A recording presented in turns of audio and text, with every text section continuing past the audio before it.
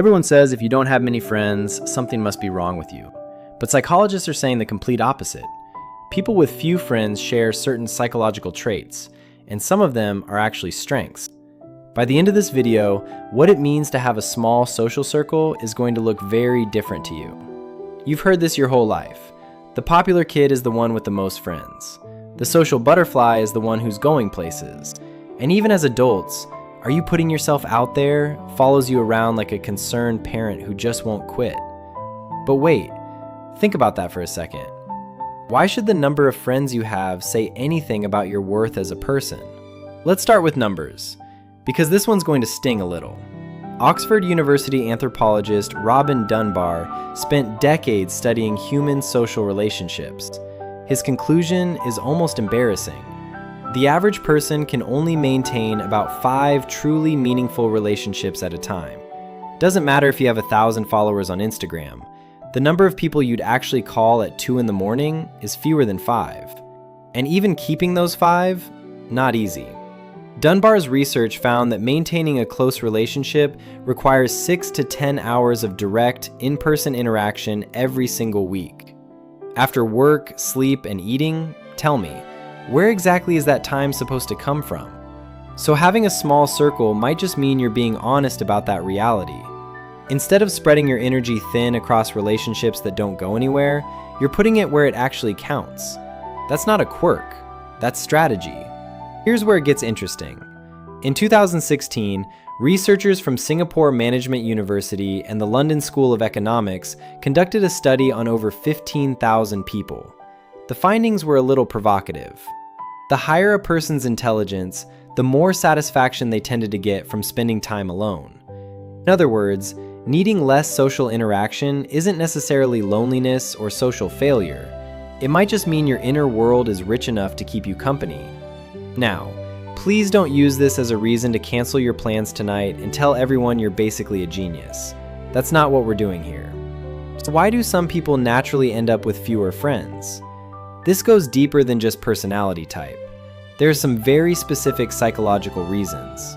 The first is what researchers call relationship quality orientation. People with smaller social circles tend to apply unconsciously high standards when it comes to choosing who they let in.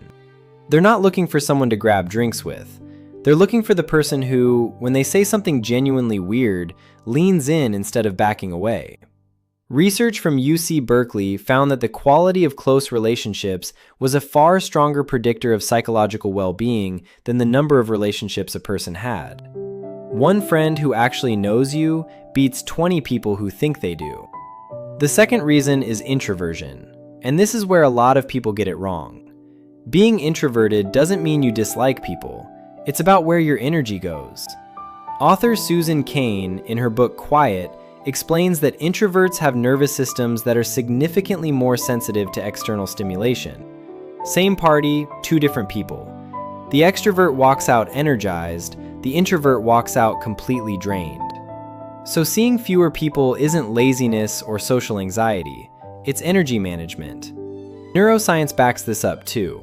Research shows that introverts process dopamine through different neural pathways than extroverts. This isn't a mindset difference. It's a brain wiring difference. You can't will your way out of it any more than you can will yourself to be taller. The third reason is a little more delicate. Some people with small social circles have simply been burned before. A betrayal from someone they trusted. A moment of genuine vulnerability that got laughed off or ignored. When that happens enough times, the brain does what brains do.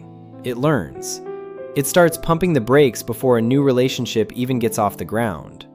Psychologists call this avoidant attachment. It's a protective mechanism.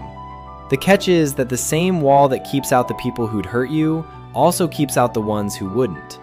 That's the quiet irony of it. Now here's the part you need to hear. Don't scroll away. This is the whole point. Having few friends and being chronically isolated are 2 completely different things. Psychologist Julianne Holt-Lunstad at the University of Utah conducted a meta-analysis of over 300 studies and landed on a conclusion that genuinely shocked the research community. The health impact of social isolation is equivalent to smoking 15 cigarettes a day. It's a stronger predictor of early death than obesity. But here's the key. This isn't about how many friends you have. It's about whether you feel connected. Even if you have just one friend, if you can actually show up as yourself in that relationship, that's enough. On the other hand, if you have 50 friends and you're performing a version of yourself for every single one of them, that's still loneliness.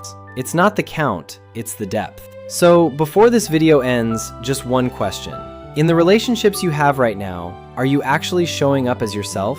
That answer matters a lot more than whatever number is in your contacts list. Maybe you just don't open up to everyone, and honestly, that makes a lot of sense. If this video hit something for you, a like and subscribe would mean a lot. It helps this kind of content reach more people who might need it. And drop a number in the comments. How many people do you consider a real friend? Just a number. The comment section on this one is going to be something. See you in the next one.